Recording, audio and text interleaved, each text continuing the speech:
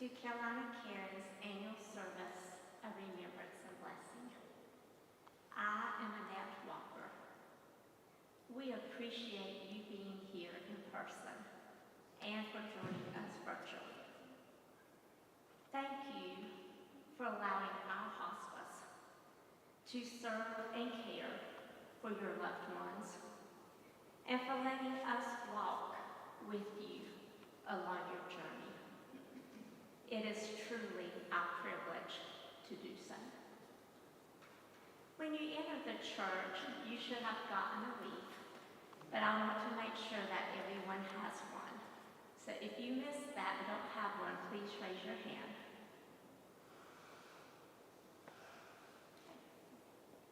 They're going to bring you one. I'm going to wait just a minute. If you'll raise your hand again, so just go.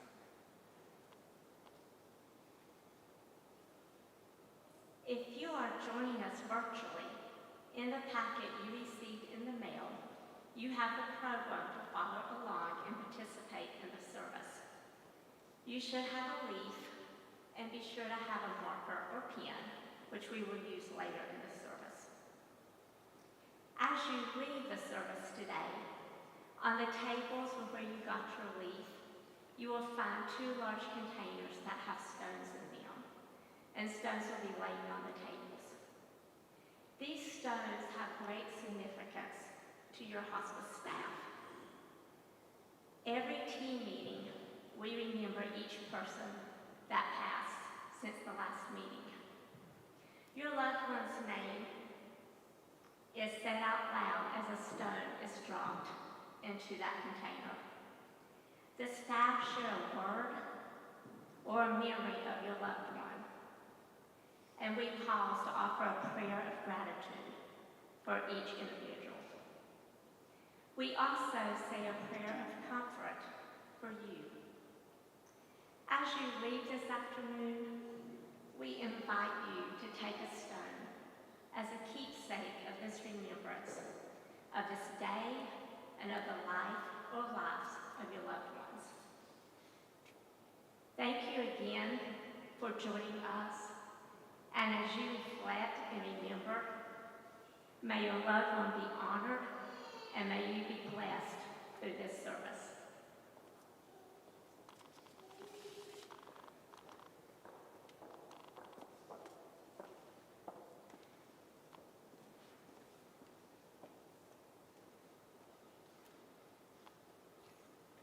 In the presence of death, we turn instinctively to others for comfort and strength, and it is given. A warm hand clasp, a quiet word, a gracious deed. The very fact that you are here are ways of saying in times of grief that we care. We all have suffered or will someday suffer sorrow and loss. Today we offer companionship and support. You do not walk the way of sadness alone.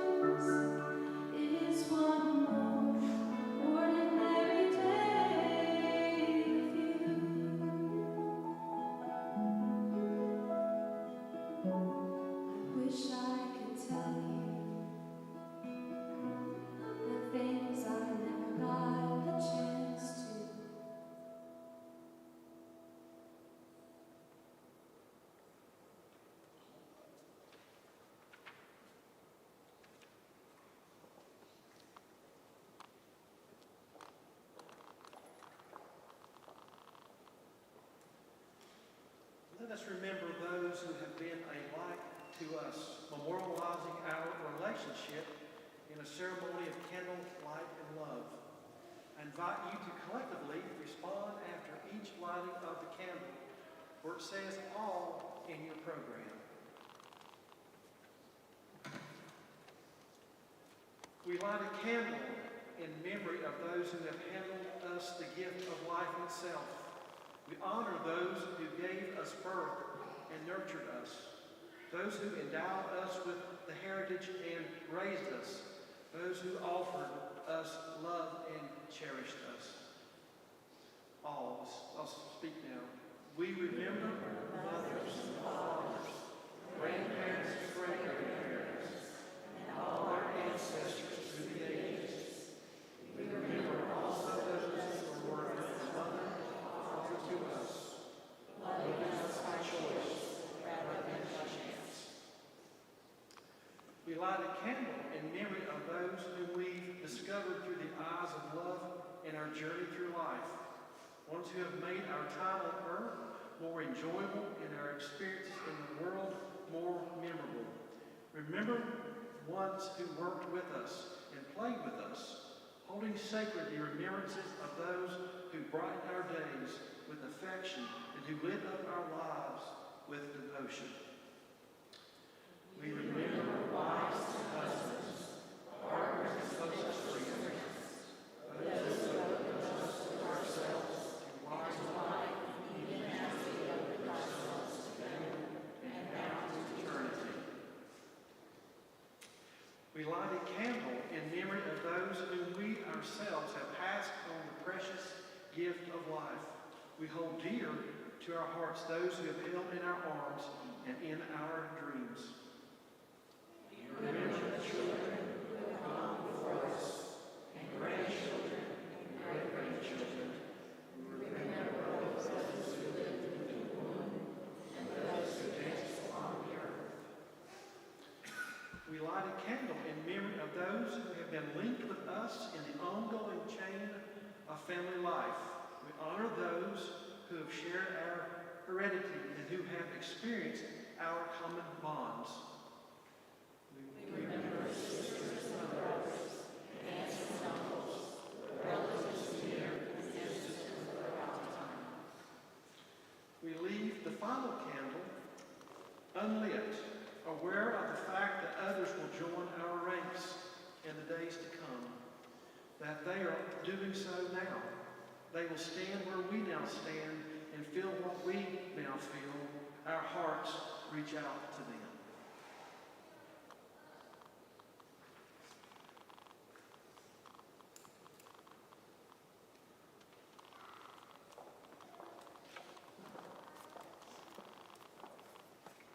If you'd like to follow along, page 36 in your purple hymnal, we're going to sing Amazing Grace.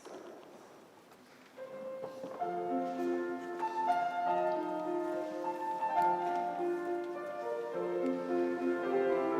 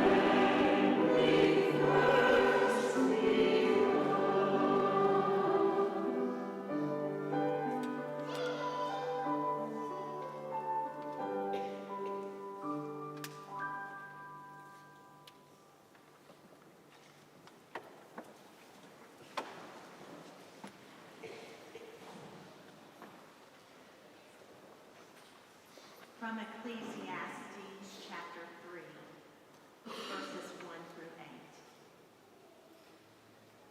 For everything there is a season and a time for every matter under heaven, a time to be born and a time to die, a time to plant and a time to pluck up what is planted, a time to kill and a time to heal, a time to break down and a time to build up, a time to weep and a time to laugh, a time to mourn and a time to dance, a time to throw away stones and a time to gather stones together, a time to embrace and a time to refrain from embracing, a time to seek and a time to lose, a time to keep and a time to throw away, a time to tear and a time to sow, a time to keep silence and a time to speak,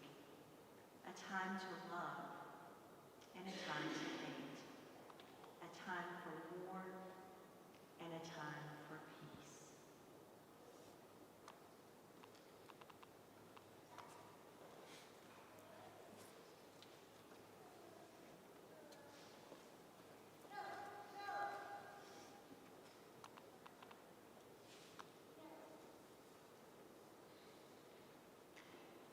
The Fall of Freddie the Leaf was written by Leo Buscaglia.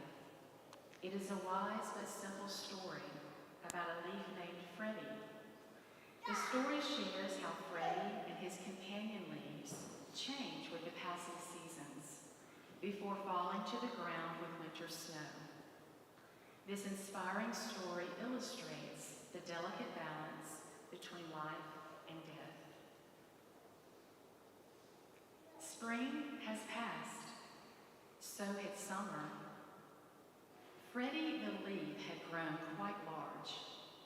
He had first appeared in spring as a small sprout on a rather large branch near the top of a tall tree. Freddie was surrounded by hundreds of other leaves just like himself, or so it seemed. Soon he discovered that no two leaves were alike, even though they were on the same tree. Daniel was the leaf next to him. They had learned to dance in the spring breezes, bask lazily in the summer sun, and wash off in the cooling rains. Daniel was Freddie's best friend. He was the largest leaf on the limb, and he seemed to have been there before anyone else. Daniel was also the wisest among them. It was Daniel who told them that they were part of a tree. It was Daniel who told them that the tree had strong roots, which were hidden in the ground below. He explained about the sun and the moon, the stars, and the seasons. Freddie loved being a leaf. He loved his branch, his leafy friends, his place high in the sky. He loved the wind that jostled him about, the sun rays that warmed him, and the moon that covered him with soft, white shadows. Summer had been especially nice. The long, hot days felt good.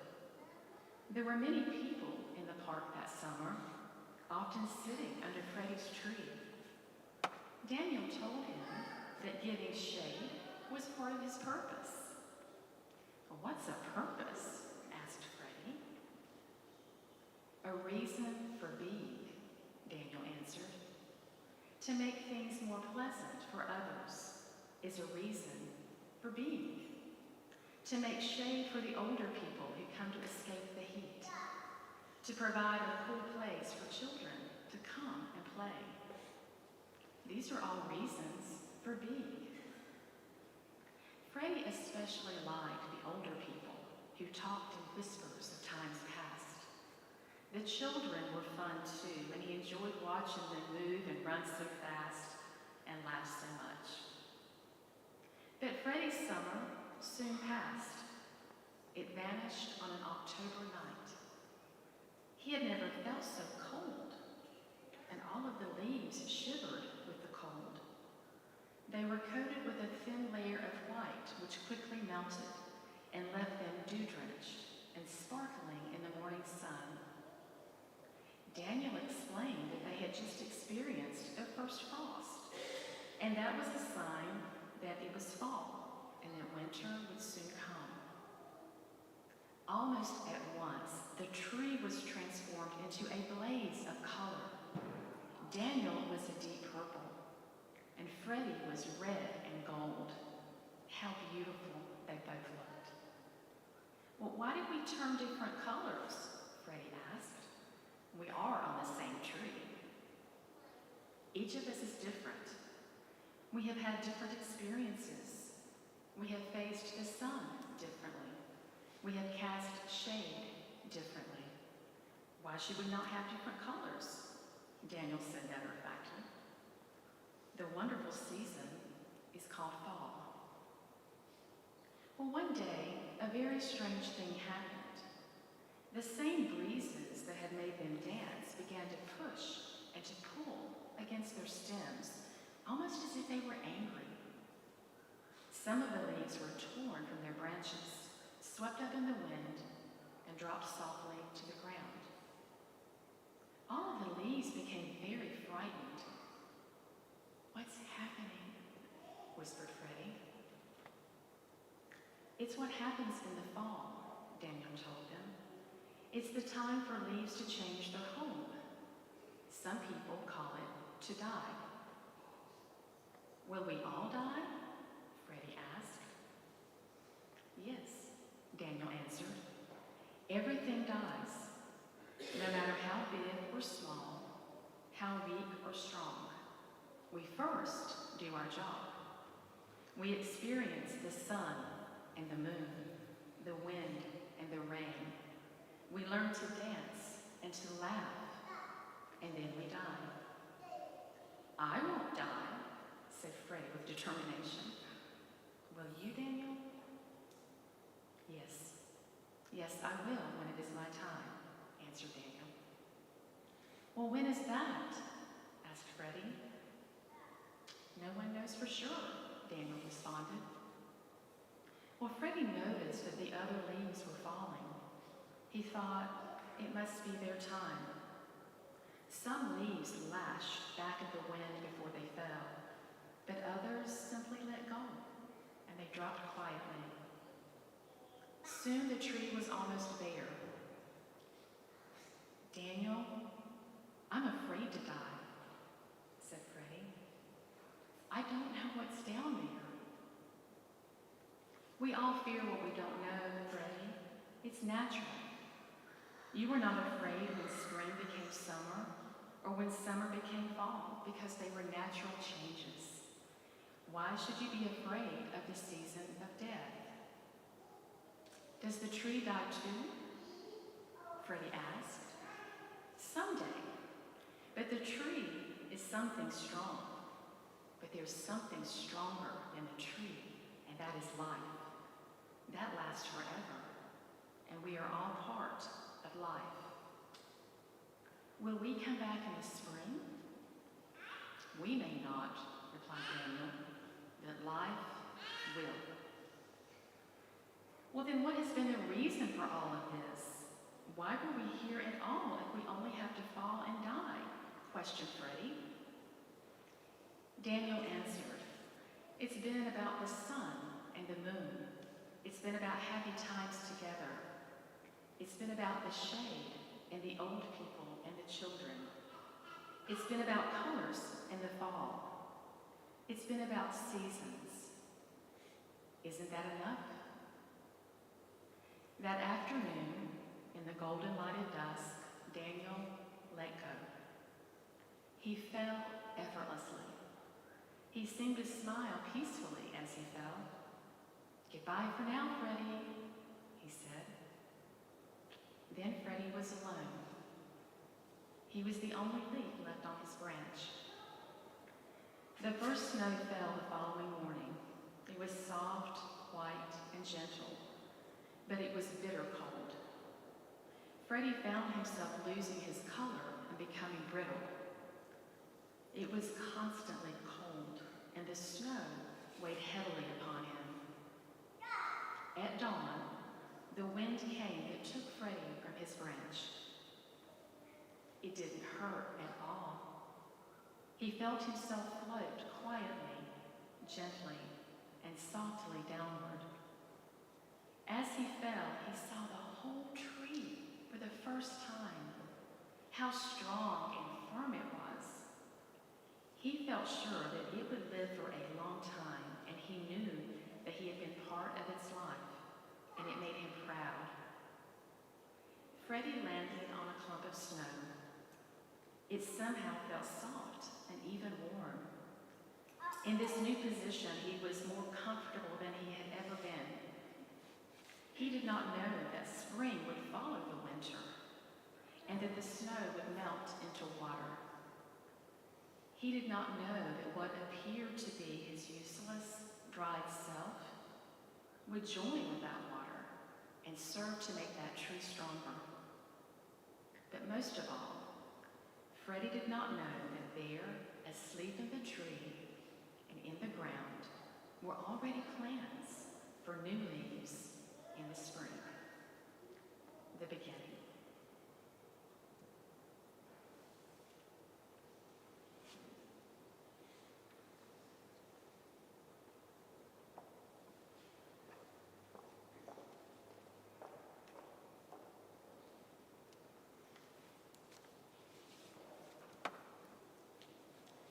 If you are joining us virtually today, I would like for you to write your loved one's name on the leaf provided and take time to hold your leaf. Speak your loved one's name out loud and share a word or two that describes your loved one or how he or she blessed your life. And for those who are here with us today, you wrote your loved one's name on a leaf when you came in. We invite you to come forward and place your leaf in the horn of plenty. You can speak your loved one's name in the microphone if you are comfortable in doing so. We will go one aisle at a time, and staff will indicate when it is your time. We'll come down the center aisle and then go out the outside aisles.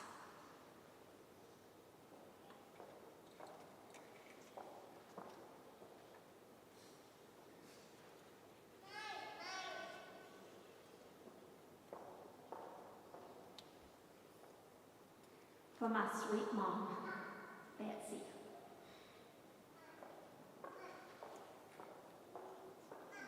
For my mom, Joan, my dad, and my Aunt Phyllis.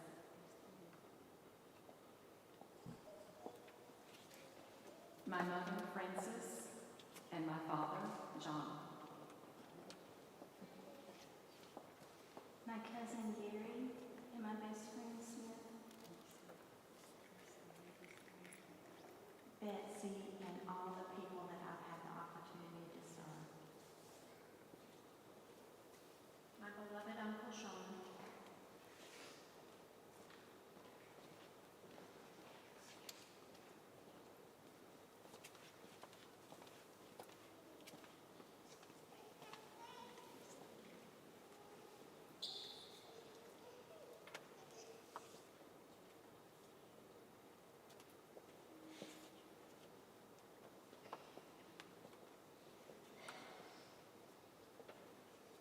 My daughter Sheila, and their mom.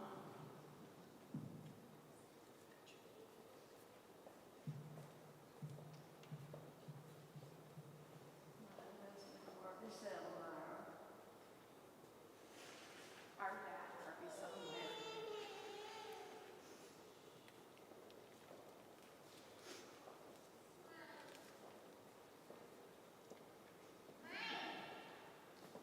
For my husband Steve.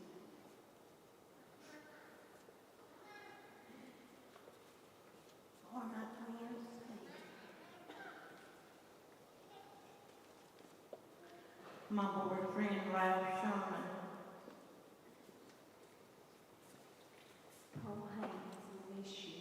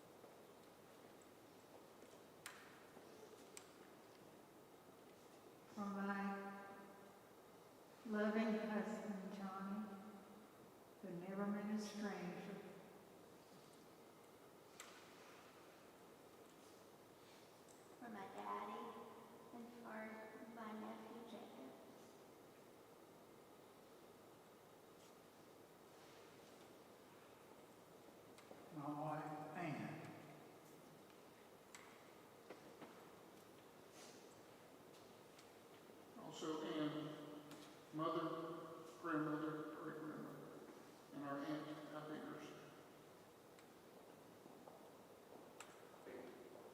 My Nana, Ann Weaver, and also my Aunt Pat Anderson.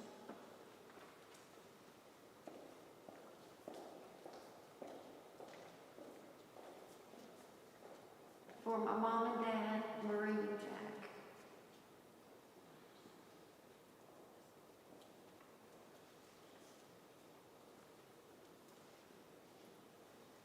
My mom and dad, Jack and Marie Aiken.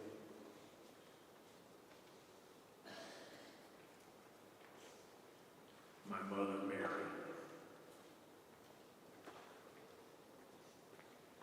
My mother, Mary. For my mom, Amy. For my loving, caring mother, Amy.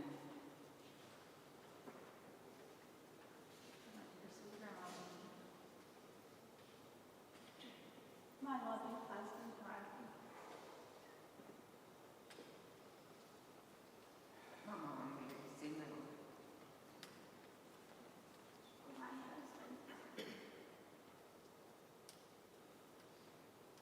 For my dad and my friend Maria. For my dad and for Ann.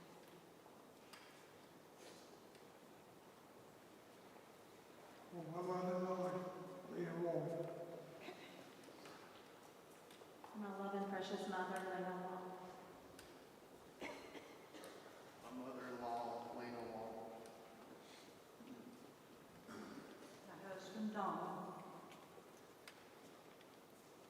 For my dad, Thomas, and my mother, Lillian. My mother, Faye Pugh. My loving husband, Wayne.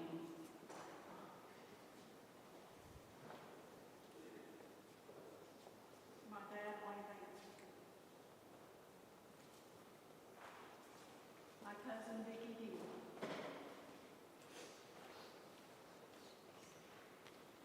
My son, Timothy Hickory. My husband, Kenny McConnell, and our son, Martin McConnell. My good friend, Kenny McConnell.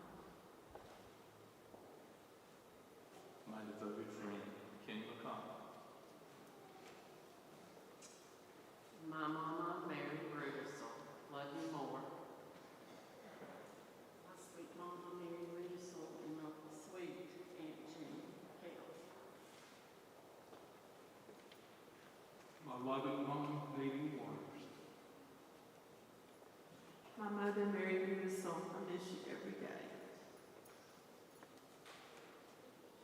My husband, Gene Harvey.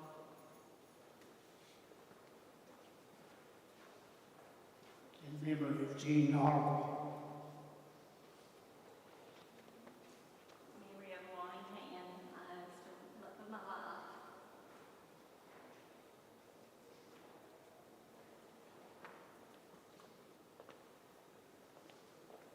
For our great grandma, Mama Lucy. For my grandmother, Billy Sue.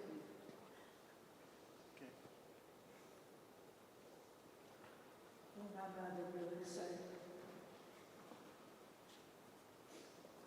For my precious mother, Billy Sue. For my mom, Billy Sue. Sweet, beautiful, my mama Hilda. My mother, Hilda, and my father, Frederick. My precious, beautiful mom and father, Gregorio and Hilda. My beloved parents, mis adorados padres, Hilda and Gregorio.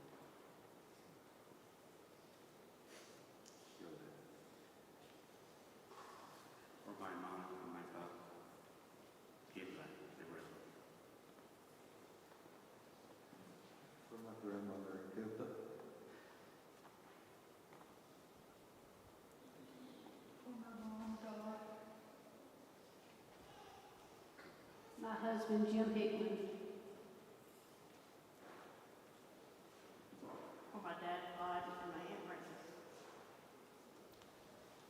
For my mother, June, and my husband, Rick.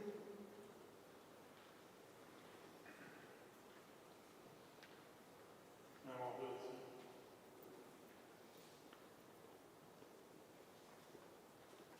Brother-in-law, Bradley Sermons. For my wife, Nora. For my mother, Jean. My mom, Trilby. For my mom, Trilby. For my mother-in-law, Trilby. My granddaughter, Brooke. Beautiful granddaughter, Bertie. You're gone, but you're not forgotten. To my daughter, Brooke Lynn.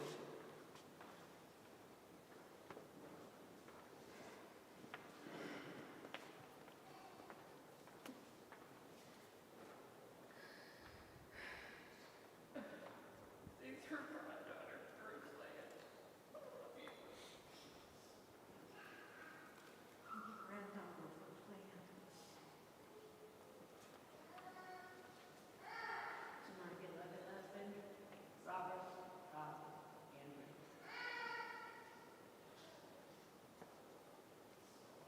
From the Yogi, expect God remains smooth. And all the words.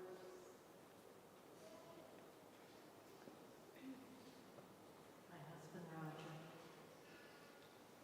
My cousin, Brooke Lynn.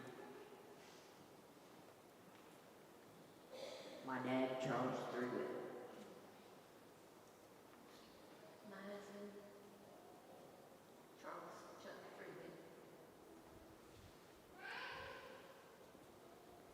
My stepdad, Charles Freeman. For my mother, Betty Kleiner, and her sweet smile and beautiful spirit.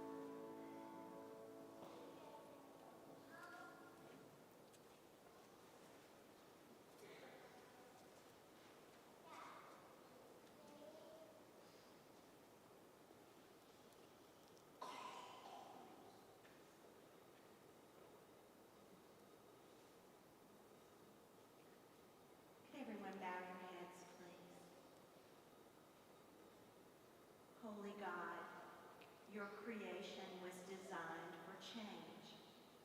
We see it with each colorful leaf that falls gently to the earth with the wind of coming winter. We need to tell you, God, that change and loss are difficult for us. We also know that you created us to love and be in relationship with one another. This loving makes us vulnerable to hurt and loss. Today, God, we are bringing you our thanksgiving and our pain. We lift up our tender hearts along with all the tender memories represented by the names that have been mentioned. Thank you, God, for every person whose name has been spoken, written, or remembered. Amen. We love them, we miss them, and we are thankful to have them forever in our hearts. Amen.